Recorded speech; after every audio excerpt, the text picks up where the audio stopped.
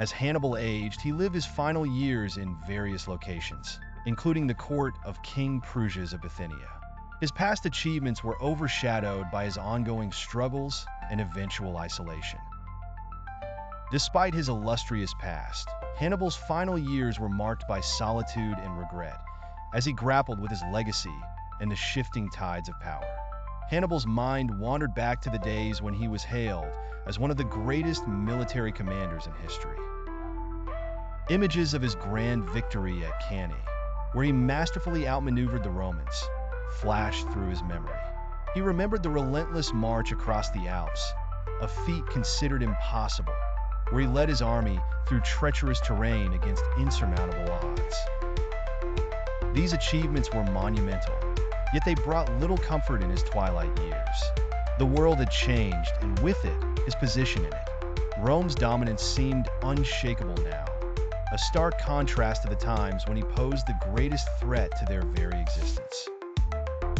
As he sat in the dimly lit room of his Bithynian residence, his thoughts turned to the betrayals and political machinations that had shaped his downfall.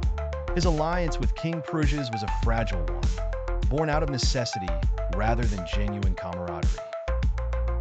The once great general now found himself entangled in the complex web of geopolitical intrigue, a pawn in the schemes of others. The solitude weighed heavily on him. The comrades who once stood by his side were gone, lost to the ravages of time and conflict.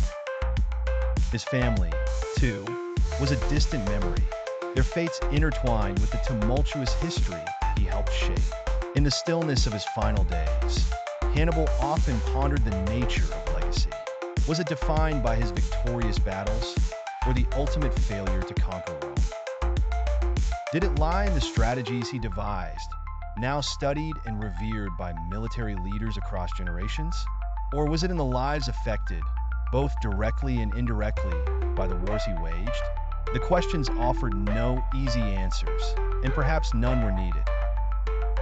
As the sun set on the horizon, casting long shadows across his room, Hannibal understood that his legacy, like the man himself, was complex and multifaceted. In the end, he was not just the architect of legendary victories, but also a symbol of enduring struggle and resilience. With a sigh, Hannibal leaned back in his chair, his gaze fixed on the setting sun. The past was a tapestry of triumphs and tribulations, woven together into the fabric of his life. While the world around him had changed, the indomitable spirit that defined his journey remained. A testament to the unyielding resolve of one of history's greatest figures. And so, as the final chapters of his story came to a close, Hannibal Barca, the great Carthaginian general, found a semblance of peace, knowing that his name would forever echo in the annals